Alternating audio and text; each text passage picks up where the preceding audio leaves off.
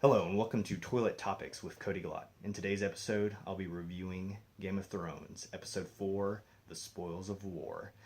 Today's episode, a ton of things happened. Let's try to start at the beginning and work our way to that awesome ending that we got. So first we have some good banter between Jaime and Bronn. They just finished off with Highgarden. Bronn's pretty much getting his goal, but he's wanting more. He's wanting a castle, and Jaime's pretty much saying, once we win the war, you can have any castle you want. So that was like a good back and forth. I really like that Bronn and Jaime as characters, and just seeing more of them is always great. And then we kind of jump over to King's Landing. We have Cersei talking to the Iron Bank guy, pretty much saying how the Iron Bank's going to miss those interest payments, and she promises him the gold's coming, and he's like, yeah, as soon as that gold comes, we'll be able to loan you out more money to help fight and win your war for you. And then we kind of jump over back to Winterfell. We have Littlefinger and Bran. They're kind of like talking, and everything like that. And Littlefinger's kind of trying to whisper in his ear and manipulate him.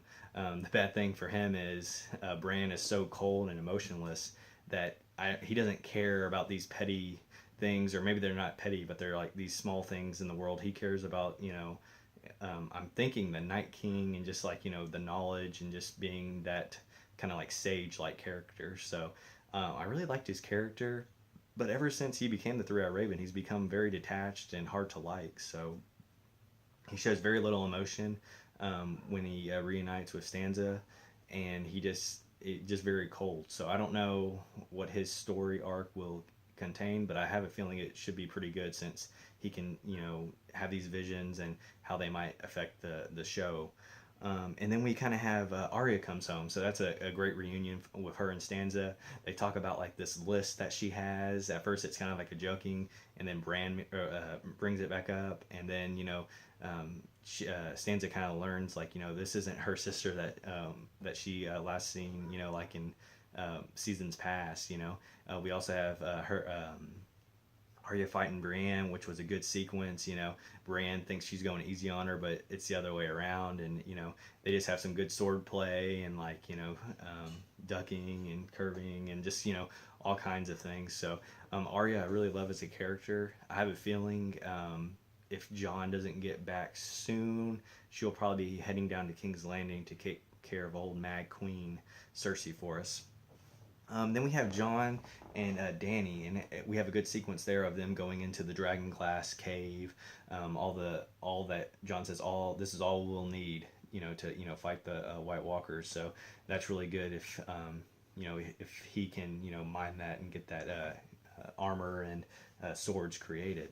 And then he also shows Dany kind of like the children of the forest. They're like hieroglyphs or cave paintings of them working with the first men to defeat the White Walkers.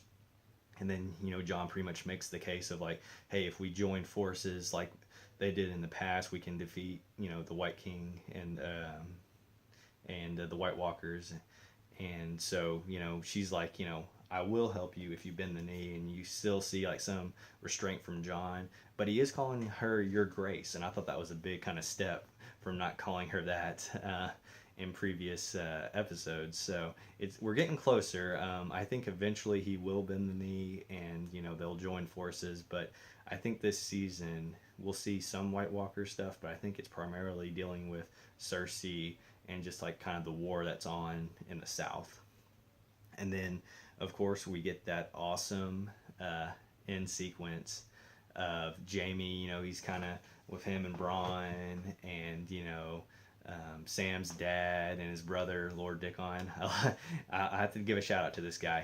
He helped Jaime in that battle, and he also has one of those names that every time you hear, you just want to laugh. So I don't know if he was in the books or not, but key thing to the writers to have that name in. It's pretty funny.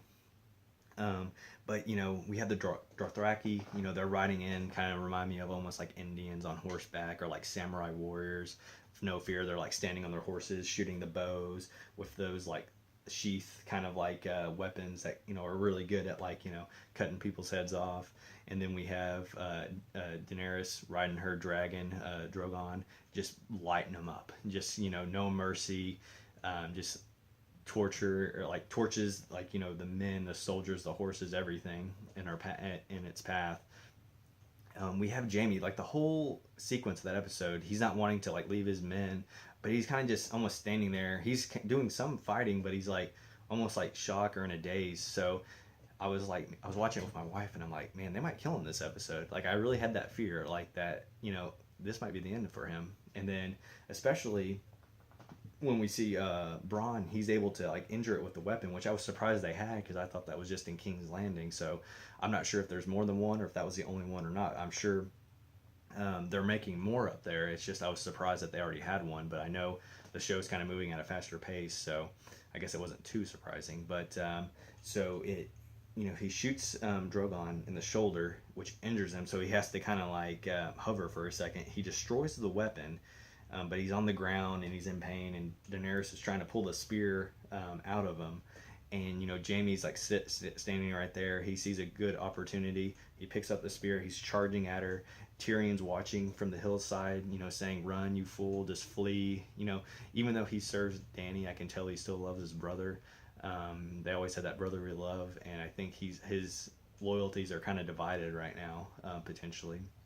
But he's running towards her, and then that's when Dany looks, and then Drogon looks, and I'm like, this is it. He's gonna die. The flames come right at him, and then someone jumps and pushes him into the water. I'm assuming it's Bronn, but it could have been Lord Dickon. I'm not sure, but I think whoever pushed him into the water probably either got, you know, the back half of their head and back all burned, and they're probably either dead or severely injured. We see Jamie; he's kind of floating down. His face looked fine, so I don't think he got burned, at least on the face. But who knows on the back or the side?